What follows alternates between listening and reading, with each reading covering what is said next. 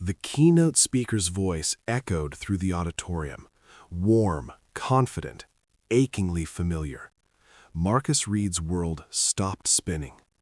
That voice, that specific cadence, the way she emphasized compassion in architecture, making concrete and steel sound like poetry.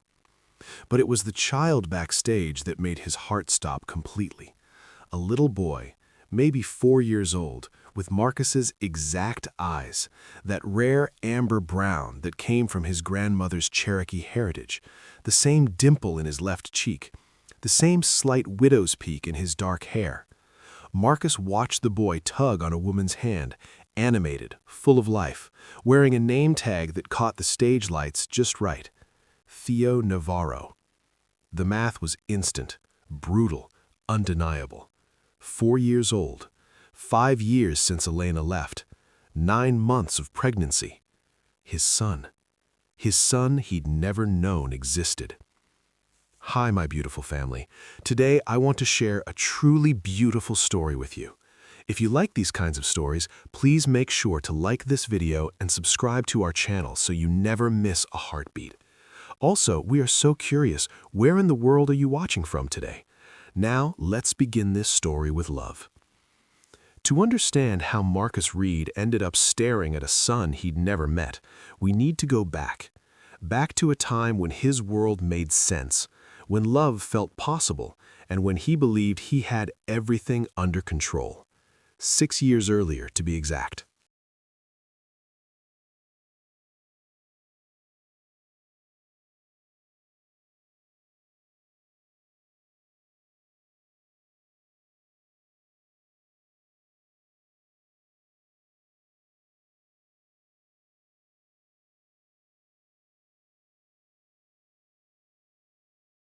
"6 years earlier, San Francisco. Marcus Reed believed in 3 things: building empires, honoring contracts, and the comfortable fiction that love was something other people wasted time on. Then Elena Navarro walked into his conference room carrying blueprints and fire in her eyes, and every belief he'd held crumbled in under 30 seconds. "Mr. Reed, I'm Elena Navarro from Cortez & Associates." Her voice hit him first, professional, but with an edge that suggested she didn't need his approval, only his capital. "We're here to pitch our vision for Reed Commons." Marcus extended his hand for the standard business handshake he'd performed 1,000 times. The moment her palm touched his, electricity shot up his arm. He watched her eyes widen fractionally and knew she felt it too. That impossible spark scientists claimed was just neurons firing. Poets insisted was fate. "Ms. Navarro," his voice came out rougher than intended. "Please sit." The senior architects at the table, 2 middle-aged men in expensive suits, looked annoyed that Elena had spoken first. She was the youngest person in the room by a decade, the only woman, clearly brought to check a diversity box. They had no idea she was about to destroy them. Elena spread renderings across the mahogany table. "Reed Commons is slated for the Mission District, a neighborhood with deep cultural roots that's been systematically overlooked. Your typical developer drops in luxury condos, prices out the existing community, and calls it progress." One of the senior architects cleared his throat. "Ms. Navarro, perhaps we should focus on—" "I am focused on financials," Elena interrupted smoothly, not even glancing at him. "Because gentrification is expensive. You spend millions displacing people, dealing with protests, managing PR nightmares. You still end up with half-empty buildings because you've killed the soul of the neighborhood." She looked directly at Marcus. "I'm proposing something smarter." Marcus leaned forward. He'd sat through 50 pitches, all variations of the same luxury tower. "I'm listening." "Mixed income housing, 30% affordable units, 40% market rate, 30% luxury. Ground floor retail for local businesses, community center with subsidized rent, rooftop gardens maintained by neighborhood residents." She slid a rendering toward him. "You're not just building apartments, Mr. Reed. You're building a community that sustains itself." The senior architect scoffed. "That's a lovely social experiment, but the returns will exceed your luxury-only model within 7 years. Elena interrupted, producing a spreadsheet. Lower vacancy rates, tax incentives, positive press that increases property values in your other developments, and here's the part you'll care about. The city is offering a 15-year property tax abatement for projects meeting these exact criteria. Silence filled the conference room. Marcus's business partner, Luke Brennan, whistled low. Is that true? Announced yesterday, Elena said calmly. You gentlemen were probably too busy designing glass towers to notice. Marcus bit back a smile. The senior architects looked like they'd swallowed glass. Elena sat there, calm as still water, dismantling their egos without raising her voice. He was in serious trouble. The proposal is compelling, Marcus said, keeping his tone neutral. Luke, walk the other gentlemen out. Ms. Navarro, if you could stay, I have additional questions about the community center projections. The door clicked shut. They were alone. So, Elena said, a smile playing at her lips, so those questions about the community center were real, or did you just want to get rid of those walking cliches? Marcus laughed, genuinely laughed for the first time in months. Both, though I'm starting to think the community center is the least interesting thing we could discuss. Careful, Mr. Reed. I'm here to sell you architecture, not entertain you. What if I want both? Elena tilted her head, studying him. Then you're going to have to work a lot harder than this. I don't date clients. Good thing I haven't hired you yet. Have dinner with me tonight. Elena stood, gathering her portfolio. For a moment, Marcus thought she was leaving. Then she pulled a business card from her bag and wrote something on the back. Water bar, 8 o'clock. And Mr. Reed, she met his eyes. Don't be late. I have very high standards. That night at Water Bar, overlooking the Bay Bridge lights dancing on black water, Marcus arrived 15 minutes early. Elena was already there, wearing a dress the color of midnight that made her brown skin glow like amber in candlelight. You're early, she said as he sat down. So are you. Marcus, she corrected when she called him Mr. Reed. And I'm actually terrified. That got her attention. Of what? Of that I've already decided this is the most important dinner of my life, and you're just here for the free meal. Elena laughed, uninhibited and bright. The confidence, the honesty, the self-deprecation, all in 30 seconds. You're dangerous. They talked through 4 courses, about architecture and real estate and the San Francisco skyline, about growing up, Elena in a working-class Chicano neighborhood where she learned to dream big, Marcus in a Pacific Heights mansion where he learned that wealth couldn't buy warmth. At midnight, the restaurant staff started hovering. I don't want this to end, Marcus said. Then don't let it. They walked along the Embarcado, and Marcus realized this was connection, not just attraction, but recognition, like finding someone who spoke a language he'd been waiting his whole life to hear. I need to tell you something. Elena stopped near Pier 14. I don't do casual. I don't date for fun or to pass time. If this is just entertainment for you, it's not, Marcus interrupted. Elena, I've spent my entire life building things, companies, buildings, empires, but I've never built anything that mattered until right now, standing here with you, trying to figure out how to convince you that I'm serious. She looked at him for a long moment. Then she kissed him. The world stopped. Every cliché Marcus had ever dismissed suddenly made perfect sense. Fireworks, lightning, the feeling that the ground beneath his feet had fundamentally shifted. When they finally pulled apart, Elena was smiling. Okay, we can do this. Do what?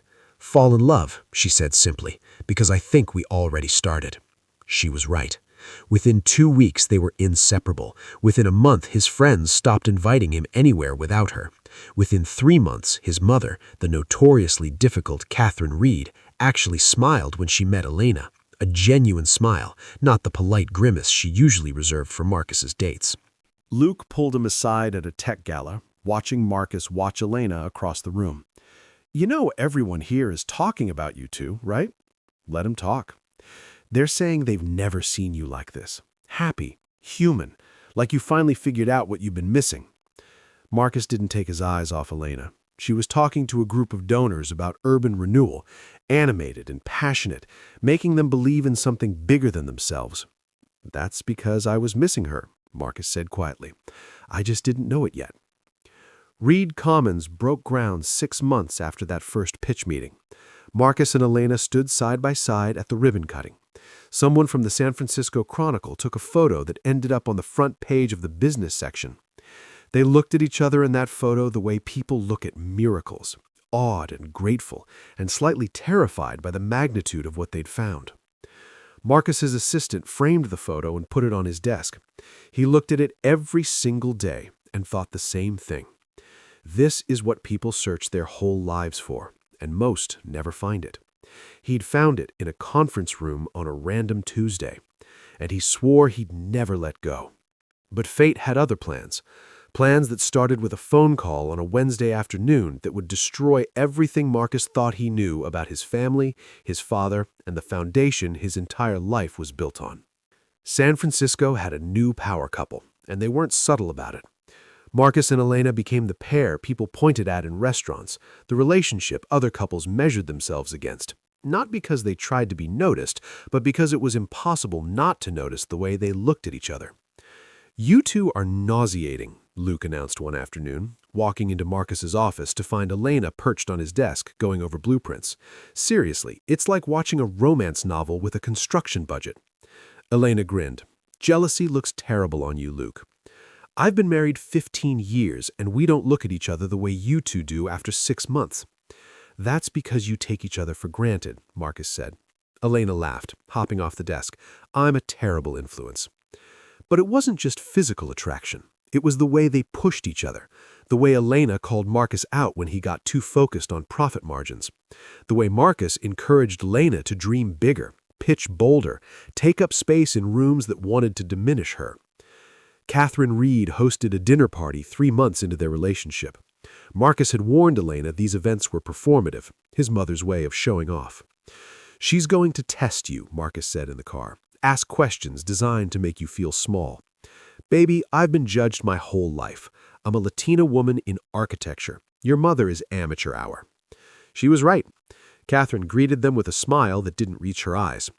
"Marcus, darling, and this must be the famous Elena Navarro."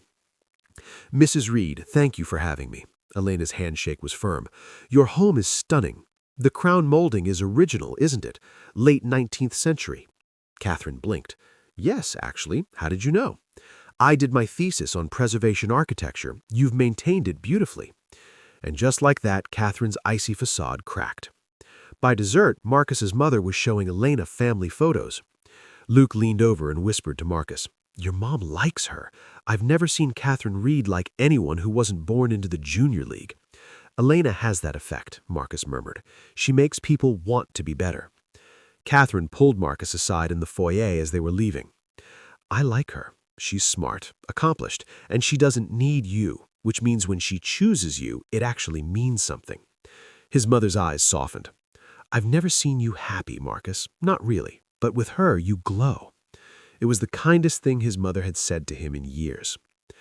Reed Commons rose from the ground over the following months, becoming their shared masterpiece.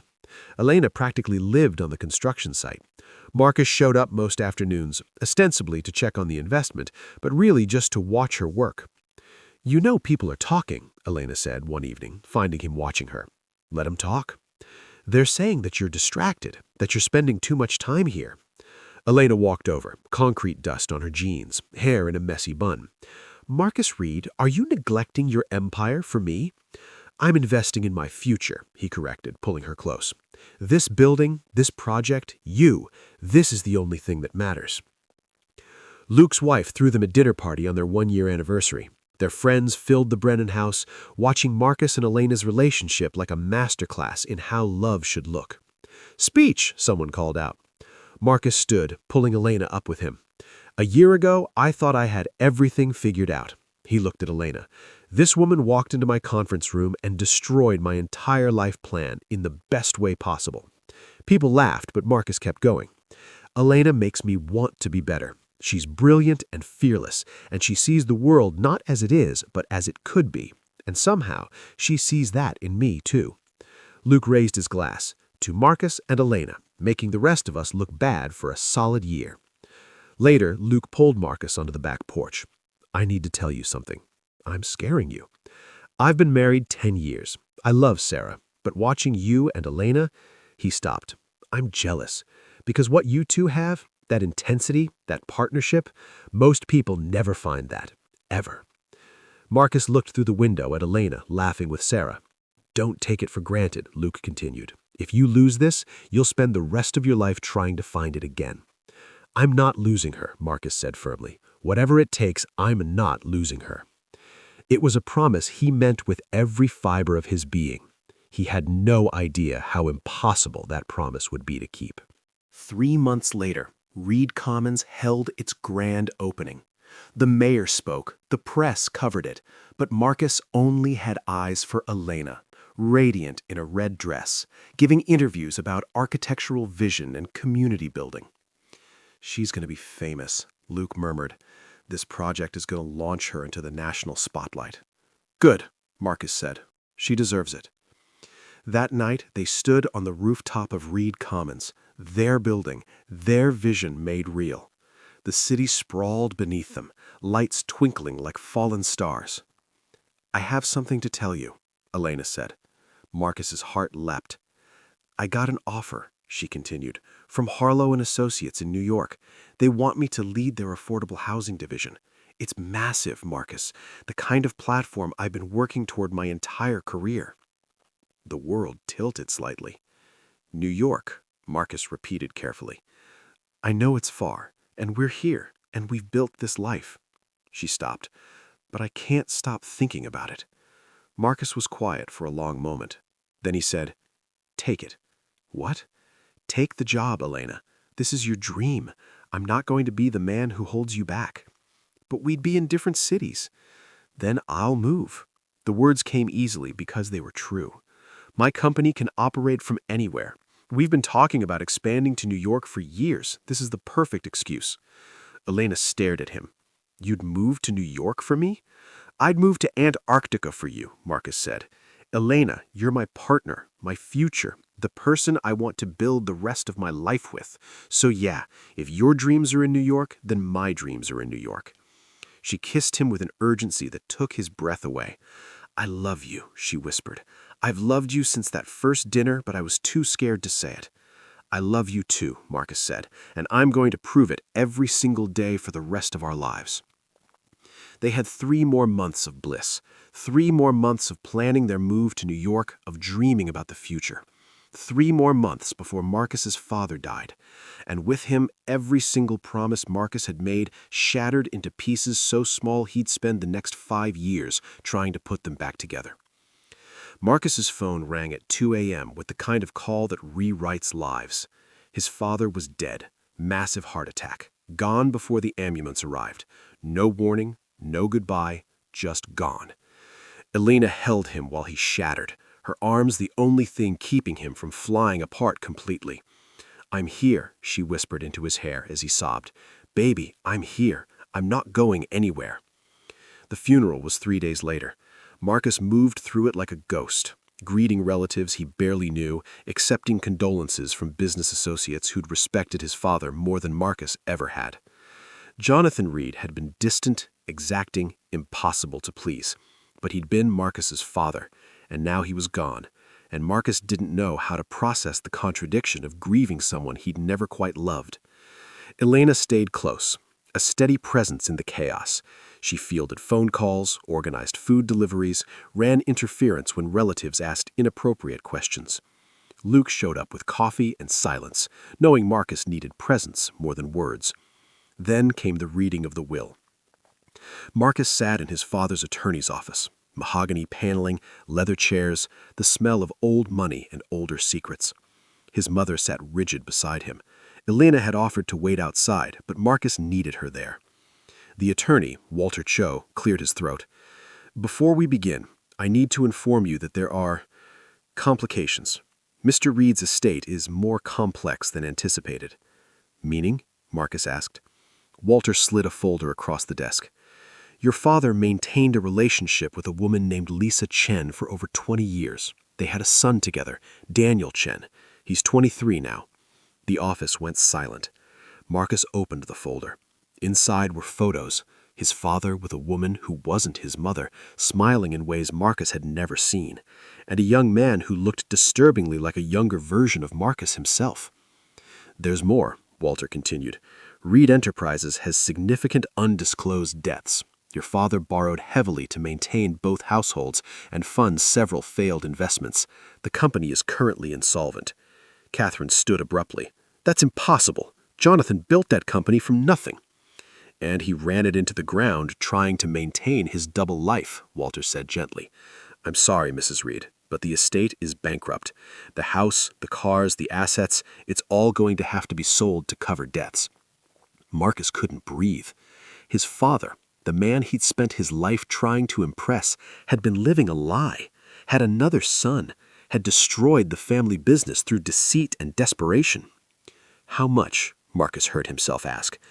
12 million, give or take. The number landed like a physical blow. I can cover it, Marcus said. His own company was worth significantly more. He could liquidate assets, take out loans, restructure.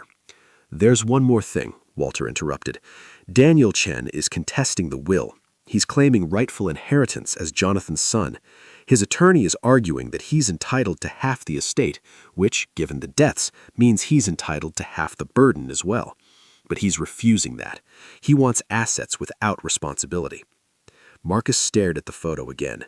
Daniel Chen, his half-brother, a person he'd never known existed, now trying to profit from the wreckage of his father's lies. That night, Marcus sat in his penthouse, staring at the San Francisco skyline. Elena brought him whiskey he didn't drink. Talk to me, she said quietly. My entire life was built on a lie. His voice sounded hollow. Everything I thought I knew about my father, my family, it was fiction. You're not your father, Marcus. Anti? I built my company using his methods, his connections. What if I'm just as much of a fraud as he was? Stop. Elena knelt in front of him, forcing him to look at her. You are nothing like him. You're honest, loyal, decent. You don't keep secrets or live double lives. You're a good man, Marcus Reed. He wanted to believe her. The next 3 months were hell. Marcus worked 20-hour days trying to save his father's company, honor the debts, manage the legal battle with Daniel Chen. He stopped sleeping properly, stopped eating regularly, became someone Elena didn't recognize. Cold, distant, consumed by obligation. You're scaring me, Elena said one night, finding him still at the office at midnight. This isn't healthy. I don't have a choice. Yes, you do. You could let the company go, file bankruptcy, start over, and abandon everyone who worked for my father, the employees who did nothing wrong. I can't do that, Elena. But you can abandon me? The words hung in the air between them. I'm not abandoning you, Marcus said, but even he heard how weak it sounded.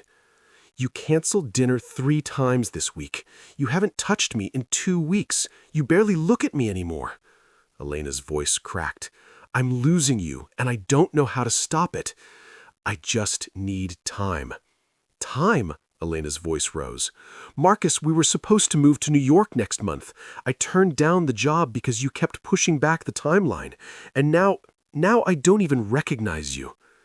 Guilt and rage warred in Marcus's chest. He knew she was right, knew he was destroying the best thing in his life, but he didn't know how to stop the spiral. Maybe you should take the New York job after all, he said quietly. Elena flinched like he'd struck her. What? This is going to take months to resolve, maybe years. I can't ask you to put your life on hold while I clean up my father's mess. You're not asking, I'm choosing to stay. But you shouldn't have to choose. Elena stood, tears streaming down her face. Don't do this. Don't push me away because you're hurting. Let me help you, Marcus. Let me be here for you the way you've been there for me. I can't. The words tore out of him. Elena, I can't drag you into this disaster. You deserve better. I deserve you, she shouted. The real you, not the shell who's forgotten what we have. They stared at each other across the office, the distance between them suddenly insurmountable. Catherine chose that moment to awry, her face drawn with grief and stress. She stopped in the doorway, taking in the scene. Elena, dear, could you give us a moment? Elena looked at Marcus, waiting for him to tell his mother to leave instead. But he didn't. He just nodded. She left without another word. Catherine closed the door. You need to focus, Marcus. This legal battle with Daniel Chen, the company restructuring, it's taking everything you have. You can't afford distractions right now. Elena isn't a distraction. No, she's a complication. His mother's voice was gentle but firm. Darling, I know you care for her, but she's talking about New York, about her career. She has her own life, her own dreams. And right now, you need to rebuild our family's legacy. You need someone who understands this world, who can help you navigate it. Someone like who? Blair Montgomery's family has offered to invest in Reed Enterprises. Her father is willing to inject capital in exchange for a partnership. But he's old-fashioned. He'd need to see a future there, a connection between families. Marcus stared at his mother. You want me to use Blair to save the company? I want you to consider all your options. Catherine's eyes were desperate. Your father destroyed this family, Marcus, but you can rebuild it. You can make something good from these ashes. But you need to focus. You need to put aside personal feelings and think strategically. Elena isn't a personal feeling. She's my future. Is she? Because she's leaving for New York eventually, and you'll be here, picking up the pieces. Can your relationship survive that distance, that divergence? The seed of doubt planted itself deep. Over the next week, that seed grew. Marcus watched Elena pull away, protecting herself from his emotional unavailability. He saw the hurt in her eyes every time he canceled plans or stayed late at the office.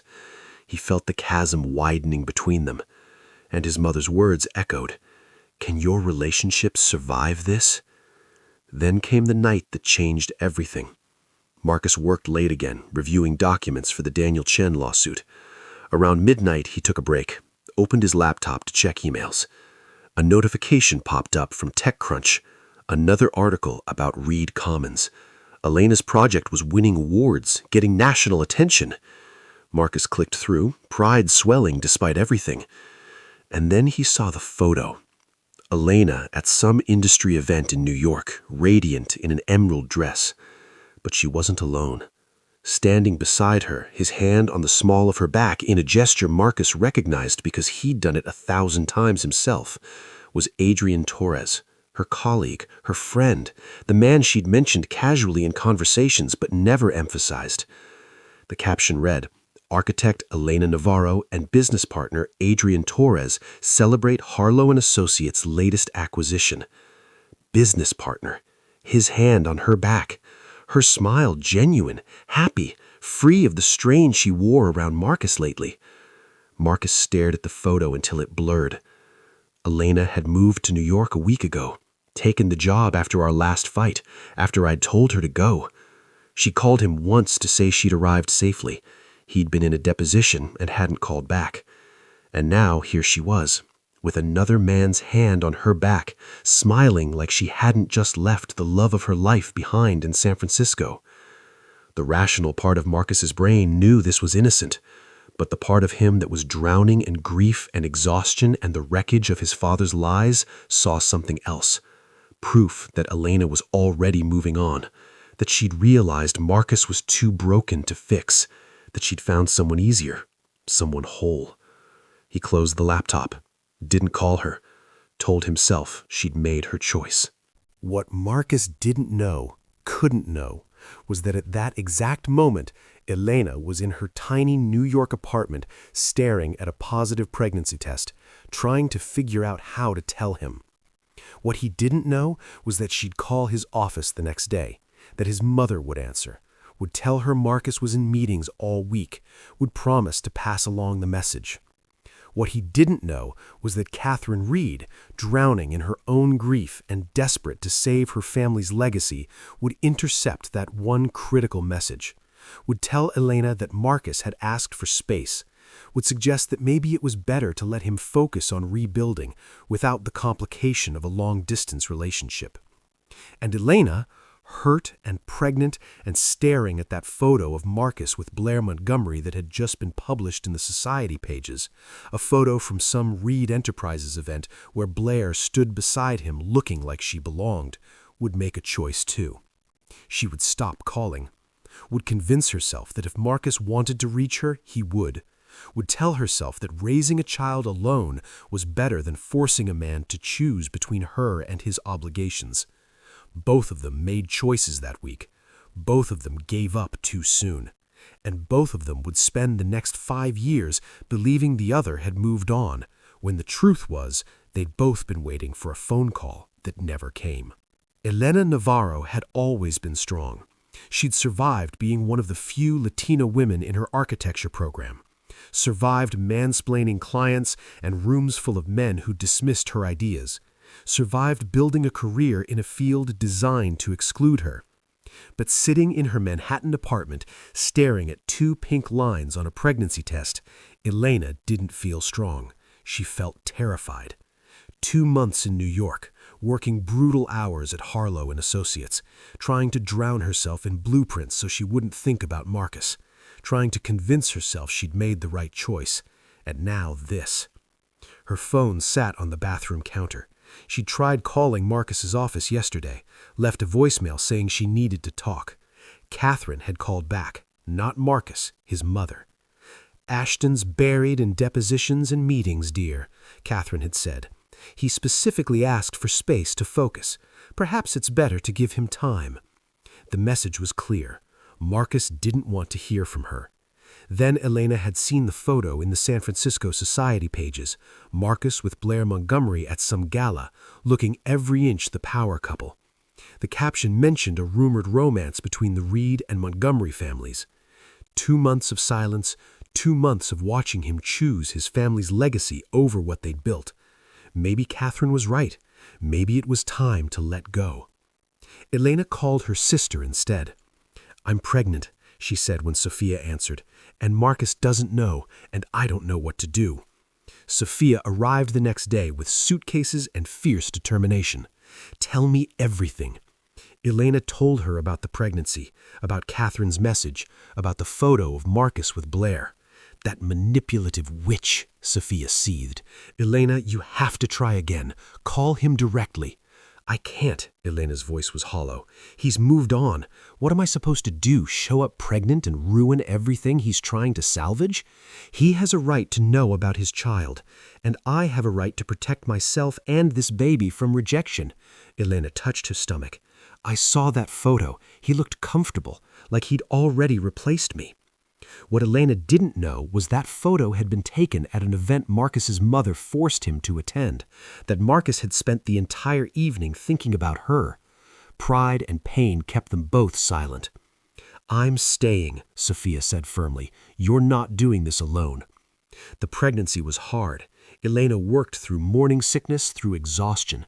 Several times she considered quitting, going back to San Francisco, trying one more time. But then she'd see another photo, Marcus at another event, Blair at his side, and Elena would convince herself that the Marcus she'd loved was gone. She sent one email, 3 months pregnant, desperate and scared. "Marcus, I need to talk to you. It's important. Please call me. E." Catherine intercepted it, deleted it, told herself she was protecting her son from complications from a woman who'd already moved to New York and was probably involved with Adrian Torres. Elena never knew the email was intercepted. After that, she stopped trying. "My beautiful family, if this story is touching your soul, if you feel the weight of these lost years, please take a moment to like this video and subscribe to our channel.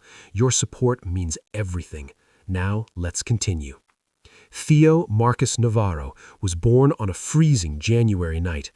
When the doctor placed her son on her chest, tiny, perfect, screaming with healthy lungs, Elena looked into eyes that were unmistakably Marcus's and broke down sobbing. "He looks just like him," Elena whispered. Raising Theo alone was the hardest thing Elena had ever done. She juggled midnight feedings and morning meetings, client presentations and toddler tantrums. Adrian became a lifeline, showing up with coffee and babysitting offers. The business press occasionally ran photos of them together at industry events. Elena never saw these photos, never knew that in San Francisco, Marcus saw every single one and convinced himself she'd moved on. Theo was happy, curious, chatty, full of energy, but even at 3 years old, he started asking the question that broke Elena's heart. "Where's my daddy?" "Your daddy is a good man, baby. He just doesn't know you, baby." "Why doesn't he know?" How do you explain pride and silence and two people who loved each other but gave up too soon? Elena had convinced herself that Marcus knew about Theo through some gossip network and chosen not to be involved, that his silence was deliberate. It was easier to believe than the alternative. Theo's 4th birthday came and went. That night, after Theo fell asleep clutching a new stuffed triceratops, Elena sat on her apartment balcony and stared at the Manhattan skyline. Her phone buzzed with an email from Harlow and Associates. They wanted her to give the keynote address at Stanford University in the Bay Area. Elena's first instinct was to decline. But then she thought about Theo, about how maybe it was time to face the past. "This is a bad idea," Sophia said. "What if he sees him?" "Then I see him," Elena said. "It's been 5 years. He's probably married to Blair by now." She was lying to herself, but sometimes lies are the only way forward. Elena accepted the invitation and tried to convince herself she was ready. She wasn't. Nothing could have prepared her for walking onto that stage and seeing Marcus Reed in the audience, looking at her like his entire world had just ended and begun again. Nothing could have prepared her for knowing her son was backstage, about to walk into a revelation that would change everything. The past 5 years collapsed into nothing, and Elena knew with absolute certainty that everything was about to explode.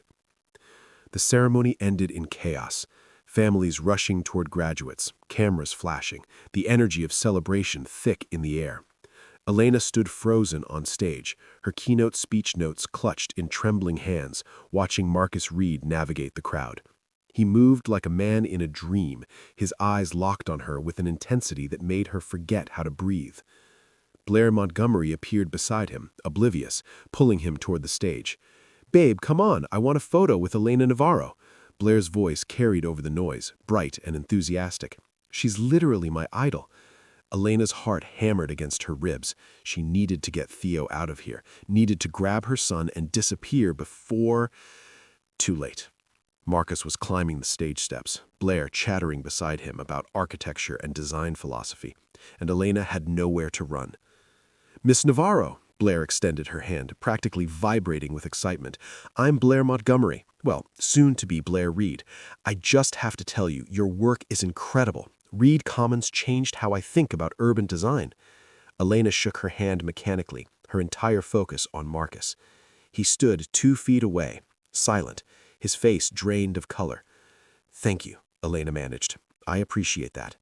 Can we get a photo? Marcus, take our picture." Blair thrust her phone at him, moving to stand beside Elena. Marcus took the phone with wooden movements. Through the camera lens, he looked at Elena, really looked at her, and she saw 5 years of grief and confusion and questions he couldn't ask crash across his face. The camera clicked. "Perfect." Blair retrieved her phone, already posting to social media. "Marcus, don't you think she's amazing?" "Elena has always been amazing," Marcus said quietly. The weight in those words nearly broke her. Before Elena could respond, small feet pounded across the stage. Mommy, Aunt Sophia said I was very good at sitting still, but I wasn't really because I kept wiggling, and she said that's okay because sitting still is boring." Theo stopped abruptly, noticing the strangers around her mother. Elena's world narrowed to this single moment. Her son standing in the spotlight, Marcus seeing him for the first time, the truth unavoidable and devastating, written in every line of Theo's face. Marcus stared at the child, at the dark brown eyes with amber flecks, the dimple in the left cheek, the nose that belonged to Marcus's grandmother, the jawline that would someday mirror his own. "Who's this?" Blair bent down to Theo's level, smiling. "Hi there, what's your name?" "Theo Navarro." The boy stuck out his hand solemnly, the way Sophia had taught him. "I'm 4 years old. Well, 4 and 3 months and lots of days, but Mommy says I don't need to count all the days because that's too many numbers." Blair laughed, shaking his hand. "It's very nice to meet you, Theo." But Marcus wasn't laughing. Marcus had gone absolutely still, his brain making calculations he couldn't stop. 4 years old, 5 years since Elena left, 9 months for pregnancy. The math was brutal and perfect. "Marcus?" Blair looked up at him, confused by his expression. "You okay?" "I need a minute." His voice sounded like it was coming from underwater. "Excuse me." He walked off the stage blindly. Elena watched him go, her heart breaking all over again. "Is he all right?" Blair asked, concern creasing her face. "Graduation ceremonies can be overwhelming. So many people." "Yeah, he's been weird all day." Blair stood, still looking in the direction Marcus had disappeared. "I should probably check on him. But seriously, Miss Navarro, thank you for your incredible speech. You're an inspiration." She left. Elena immediately scooped Theo into her arms. "We need to go, baby." "But Aunt Sophia said there would be cake." "We'll get cake later. Right now, we need to leave." Elena carried her son down the stage steps. Searching for Sophia in the crowd, she found her sister near the exit, talking to someone Elena didn't recognize. "Sophia, we need to go now." Sophia turned, took one look at Elena's face, and understood. What happened? He saw Theo. He knows. "Oh, Elena! Elena!" The voice came from behind them, and Elena's entire body went rigid. She turned slowly to find Luke Brennan standing there, shock written on his face. Marcus's best friend, the man who'd been at every dinner party, every celebration, every moment of their relationship. Luke looked at Theo, then at Elena, then back at Theo. "Jesus Christ," Luke breathed. "Elena, that's Marcus's son." It wasn't a question. "Luke, does he know?" demanded Luke. "Does Marcus know he has a son?" "Not until today," Elena said, her voice barely above a whisper. "Why didn't you tell him? Elena, for God's sake." "I tried." The words burst out of her, sharp and desperate. "I called his office. I sent an email. His mother said he needed space, that he was with Blair now. What was I supposed to do? Force my way into his new life?" Luke's face went pale. "Catherine. What did Catherine tell you exactly?" That Marcus was focused on rebuilding, that he'd asked for space, that... Elena stopped, seeing something shift in Luke's expression. "What?" "Marcus never asked for space. He's been..." Luke ran his hands through his hair. "Elena, did you send him anything in writing? An email? A letter?" "One email. 3 months after I moved to New York. He never responded." "And you're sure you sent it?" "Yes." Doubt crept in. "I sent it to his work email, the one I'd always used." Luke pulled out his phone, typing rapidly. "What was the date?" Elena told him, her heart starting to race. "And the subject line? Need to talk. I kept it vague because I didn't want to tell him about the pregnancy in an email." Luke's face darkened as he scrolled through something. "There's no record of it in his inbox. I have access to his email system through our partnership. Elena, that email never reached him." The world tilted. "But I sent it. I know I sent it." "I believe you, but someone deleted it before Marcus saw it." Luke looked at her, realization dawning. "Catherine has administrative access to Marcus's email. She's had it since Jonathan died, insisted on helping manage his communications during the crisis." Elena felt sick. "She deleted my email? I don't know for certain, but..." He stopped, his eyes widening as he looked past Elena's shoulder. She turned to find Marcus standing 10 feet away, having heard every word. And beside him, confusion morphing into horror, stood Blair Montgomery. The auditorium seemed to go quiet, though hundreds of people still talked and laughed around them. Elena felt like she was underwater, everything muffled and distant except for the pounding of her own heart.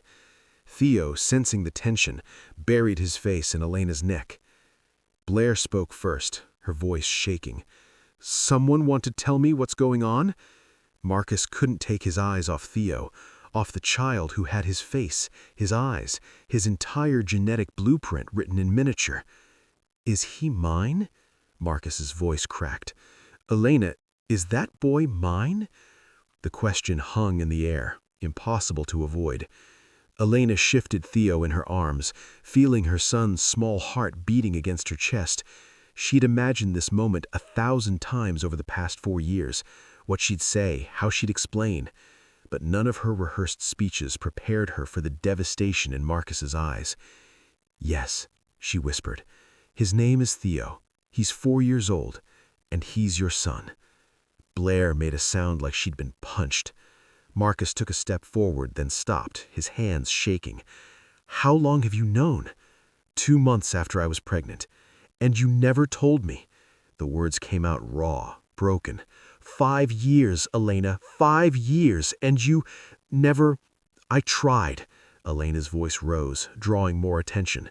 People were definitely staring now, phones coming out. "I called you. I sent an email. Your mother told me you needed space, that you were with Blair. What was I supposed to do? You were supposed to tell me I had a son. You made your choice. I saw the photos, Marcus. You with Blair at every event, looking like the perfect couple. And I saw you, Elena," Marcus's voice cracked, "with Adrian Torres, smiling like you'd already moved on, standing there in New York, looking happy while I was drowning here. Adrian's my colleague. And Blair was a family friend my mother kept pushing at me." Marcus ran his hands through his hair. "We were both seeing ghosts, Elena, both convinced the other had moved on when we were just existing without each other." "You stopped calling," Elena said, tears streaming down her face. 2 months of silence and then nothing. "Because I thought you didn't want to hear from me. Because I was a mess and you deserved better. And every time I tried to dial your number, I convinced myself you were happier without me dragging you down." "I was never happier without you," Elena whispered. Blair's voice cut through their moment. "I'm standing right here, your fiancé. Remember me?" Marcus turned to her, guilt written across his face. "Blair, don't..." She pulled the engagement ring off her finger. "I've known for months that you didn't love me, Marcus. I just didn't want to admit it. But watching you look at her, at that child, God, I was so stupid to think I could make you forget her." "You're not stupid. This is my fault. No, it's mine for accepting a proposal from a man who was clearly still in love with someone else." Pressed the ring into his palm. "I hope you two figure this out, for that little boy's sake, if nothing else." She walked away. Several people in the crowd pulled out phones to record the drama. Luke stepped forward. "We need to move this somewhere private." But Theo chose that moment to peek out from Elena's shoulder. "Are you my daddy?" His small voice cutting through everything. Marcus's face crumpled. He moved forward slowly, like approaching a wild animal, stopping a few feet from Elena and Theo. "I didn't know about you," Marcus said, breaking his voice. "But yeah, buddy, I'm your daddy." Theo studied him with serious eyes. "Why didn't you come before?" "Because I didn't know you existed, and that's the biggest mistake of my life." "Do you want to know me now?" The question broke Marcus. He nodded, unable to speak past the lump in his throat. "You can hold me if you want. Mommy says I'm getting too big for carrying, but I'm not really." Marcus looked at Elena, asking permission. Elena nodded, and he took his son, held him for the first time, and the world fell away. Theo was warm and real and perfect. He wrapped his small arms around Marcus's neck and whispered, "You're crying." Happy tears this time, Marcus managed. Security approached, asking them to move the reunion somewhere private. Luke led them to a faculty office away from phones and stairs. The door closed, and suddenly they were just 4 people, Marcus, Elena, Theo, and Luke, trying to make sense of 5 years of misunderstandings. "I sent an email," Theo with thinly slipped lips within. "I never got it," Marcus said, still holding Theo. "Luke, check my deleted folder. Check everything." Luke pulled out his laptop. 5 minutes later, he found it, in a folder marked Archived by Administrator.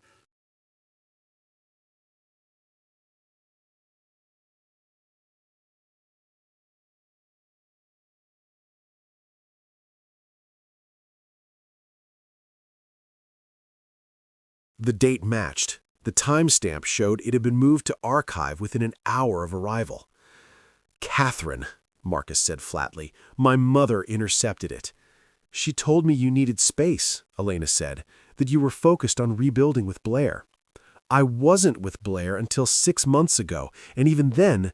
Marcus stopped. "Elena, I never stopped loving you. Every woman I saw, I compared to you. Every relationship failed because they weren't you." "Then why didn't you call?" Because I convinced myself you'd moved on. Because I was drowning in my father's mess and I thought I'd just drag you down with me. Because I was a coward." He looked at their son. "And it cost me 4 years with him." Theo wriggled out of Marcus's arms, going to his mother. "Mommy, can Daddy come home with us?"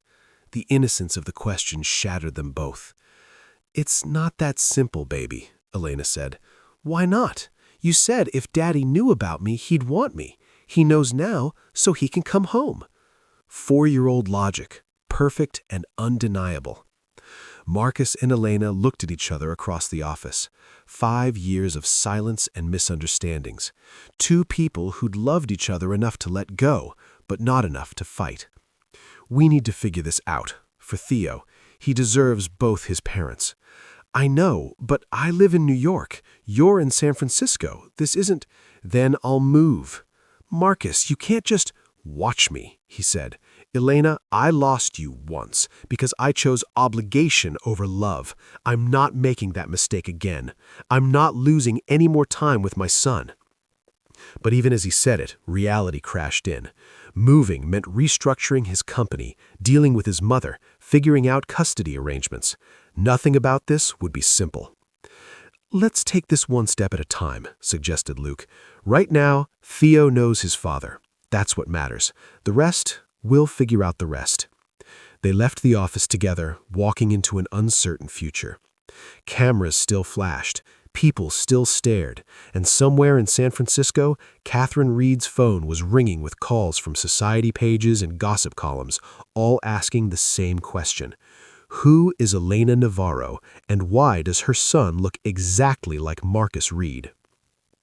6 months later, Marcus stood in his new Manhattan apartment, watching the sun rise over the East River. On the refrigerator hung a finger paint masterpiece, 2 stick figures holding hands under a crooked sun, labeled "Daddy and Me." His phone buzzed. A text from Elena. "Theo wants to know if you're still coming to his preschool graduation today.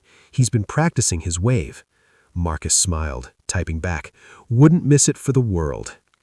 The past 6 months had been a masterclass in patience. Weekly therapy sessions with a family counselor, careful co-parenting schedules, learning to communicate without the weight of 5 years of pain crushing every word. Marcus had moved to New York permanently, restructured his company to operate remotely, built a relationship with his son one dinosaur fact at a time. And Elena was slowly letting her walls down. They weren't together, not yet, maybe not ever in the way they'd been before, but they were building something new, something stronger, something built on truth instead of fairy tales. Catherine had started therapy, had apologized in person to Elena with no excuses, no justifications, had asked what it would take to be part of Theo's life. "Years," Elena said, "and proof that you've changed." Catherine had nodded, accepting the terms. Daniel Chen, Marcus's half-brother, had eventually dropped his lawsuit after Marcus offered him a settlement and a relationship if he wanted it. Daniel was still deciding. Marcus's phone rang. "Elena." "Hey," he said, picking up. "Hey yourself. Listen, I know this is complicated and we're taking things slow, but..." "But?" "Thea wants to know if you'll come to dinner tonight, at our place, just the 3 of us. He's been practicing if you're really real or just a weekend thing." Marcus's chest tightened. "What did you tell him?" "I told him you're really real," Elena's voice was soft, "and that you're not going anywhere. Was that okay?" "That was perfect." A pause. Then, "Marcus?" "Yeah?" "I'm glad you moved here. Theo needs you, and I think..." She stopped. "I think maybe I need you too to figure out how to be parents together." "Just for Theo?" Marcus asked carefully. "I don't know yet. Ask me again in 6 months. I'll be there in 6 months, and 6 months after that, and every day after. I'm not going anywhere, Elena. Whether we end up together or just as co-parents, I'm in this for life." "Good," she whispered, "because that's what Theo needs." "What about you? What do you need?" Elena was quiet for a long moment. "Time, trust, proof that this time we're both choosing to fight instead of walking away. Then that's what I'll give you, however long it takes. That night, Marcus sat at Elena's dinner table, watching Theo build an elaborate Lego tower, listening to Elena laugh at one of his terrible jokes, and felt something he hadn't in 5 years. Hope. Not the naive hope of their early relationship when everything felt easy and destined, but the hard-won hope of two people who'd lost each other, found each other again, and were choosing, slowly, carefully, to build something new from the ruins. It wasn't a fairy tale ending. It was something better. It was real. And as Theo crawled into Marcus's lap, asking him to read a bedtime story about velociraptors, Marcus thought, this is what people search for their whole lives for. He'd found it once in a conference room on a random Tuesday. He'd lost it through pride and silence and one intercepted email. But maybe, just maybe, he'd found it again. Not in the perfect love they had before, but in something stronger. The imperfect, messy, beautiful love of two people who'd failed each other once and were determined not to fail again. My beautiful family, if this story touched your heart, if you felt the weight of those lost years and the hope of second chances, please like this video and subscribe to our channel. Share this story with someone who needs to hear that it's never too late to fight for what matters. Remember, pride and silence steal years we can never get back. But courage gives us a chance to build something new from the ashes. Where in the world are you watching from? Tell us in the comments. And remember, true love isn't about perfect timing. It's about choosing to show up, even when it's hard. Until next time, this is Mr. Peter Stories, reminding you that the greatest stories are the ones where broken people choose to heal together.